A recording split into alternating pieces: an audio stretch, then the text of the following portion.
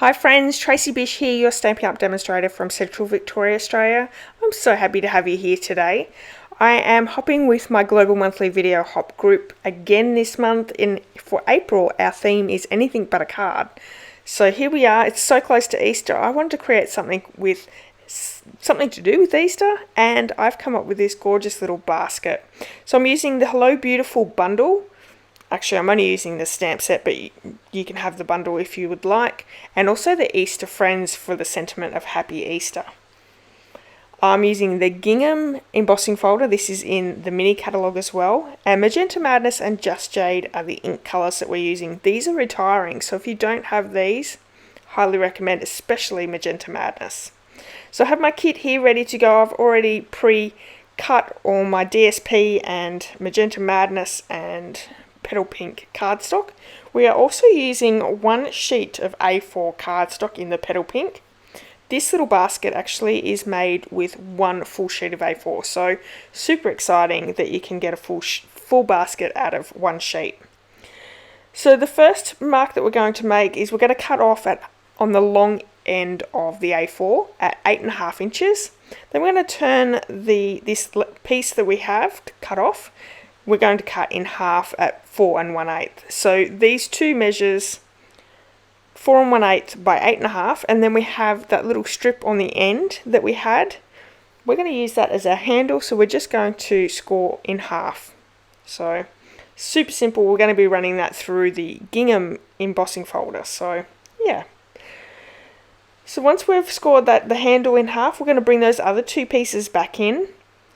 We're going to score at 1 inch and 2.5 on 3 of the sides. So the 2 shorter sides and 1 longer side is where we're going to do those score lines at 1 and 2.5. We're going to do that for both of those pieces that measure the same. Now, if you're in need of any of these supplies that I'm using today, you can purchase them in my online store.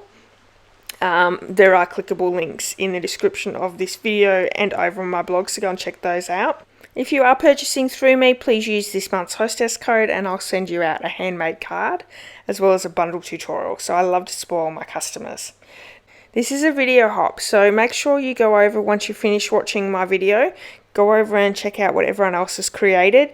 There are links in the description of this video, and if you haven't hit subscribe to their channel, please hit subscribe, leave them a lovely comment. We all appreciate any comments that you guys make. So I'm just using my bone folder to do a quick score or quick burnish of all those score lines, and this just helps that box go together a little bit easier. Once we have all those score lines, we're going to do a little bit of cutting. There will be a template over my blog, so go and check that out, but we're going to cut up to each of those score lines. So there's the smallest score line down the bottom. There's a bigger one on the top. So we're going to start at the bottom and we're going to cut all the way up to that top score line on 4 of those, all folds. Then we're going to take the 2 ends off each end. And then that next one along, we're going to take off the bottom rectangle. So that leaves us with this design. You're going to do that with both 8.5 by 4 1/8 pieces. And I'm also going to miter cut just on those tabs there. So once we've done both, we're going to bring in some tear and tape to pop this box together. I find tear and tape is probably the best adhesive to be able to put 3D projects, especially boxes, together. You could also use your green glue, which is very sturdy as well. The only problem is I seem to get it all over my fingers when I'm live. So I tend, if I can use my tear and tape, I will certainly use the tear and tape. So we're going to add the tear and tape to those 2 tabs, and then I'm going to put 2 little strips on that next tab up to the side. And then we're going to do that on both, take the backings off and attach them together. This box comes together really, really easy. It is such a nice box though. So once we have all our backings taken off, you're just going to, like a normal box, measure up the sides and make sure that they're even. That way they go together well. We're going to do these tabs so it doesn't actually fully enclose. You could make it that little bit longer if you wanted it to be a proper box, but I think this works well. We're going to add more tear and tape to the box and then pop them together. I'm decorating this box with DSP and a matting piece, but you could maybe emboss. You could either heat emboss or dry emboss your cardstock, and that would look super pretty as well. There's so many different things that you could step up or step down to create this box. So I'm just going to pop the two together, push them together, super easy. Okay, so let's bring in our handle. Couldn't think then. And we're running it through the embossing folder twice because it doesn't go all the way in.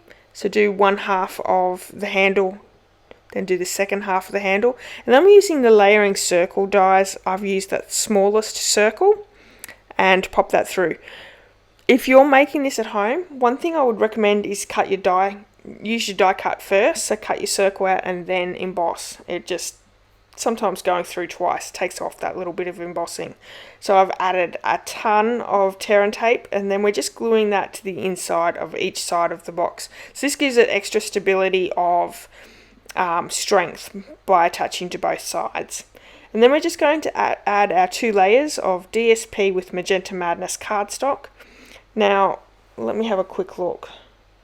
We have 2 which are 3 by 1 3/8 in Magenta Madness, and then the layering piece of DSP is 2 7/8 by 1 1/4, and then for the front and back we have 3.5 by 1 3/8 in Magenta Madness, and 3 3/8 by 1 1/4 of DSP. All those measurements are over on the blog though. So we're using that beautiful gold ribbon. This is really pretty and works really well with the foiling that's in that DSP. So I've just added a nice little bow. So we're bringing that sentiment Happy Easter from the Easter Friends stamp set. I've inked it up with Versamark ink, and then we're going to heat emboss with gold embossing powder. This is from the Metallics range. And while we're there, I'm going to bring in that Hello Beautiful stamp set. We're going to stamp a Magenta Madness flower, and I only stamp 1 Just Jade leaf, but you're going to need 2. But I'll tell you what, I come back and do the flower again because I make a mistake. I'll show you that in just a second. So I'm using the heat tool to heat that powder. Then I'm also going to hit that flower, because what we're going to do is we're going to come back in with the smaller flower and we're going to heat emboss with the gold. And that's the inside of the flower. It looks so good. But as you can see, I just popped my finger on it and it wasn't quite dry. So I smudged my heat embossing. So we have to do it again anyway. So this looks really good. The Magenta Madness with the gold center really does pop. And that Emperor pack has that theme in it as well. So I'm using, this is actually secondhand shredding. I got this in a package. So I popped it in my craft room and reused it, which is fantastic. Alright, to quickly finish this off, I'm going to fussy cut my flower and my leaves. I'm popping them together with a glue dot, and then what we're going to do is glue the 2 pieces together here of our sentiment and pop it up with a dimensional, and we can pop that down onto our basket. I really hope that you've enjoyed today's project. If you have, please give me a thumbs up, and I'd love it if you left me a comment. If you haven't hit subscribe yet, please do that as well. And don't forget, you can check out everyone's anything but a card projects over on their YouTube channel. Have a wonderful day everyone, and I'll see you all soon. Bye bye.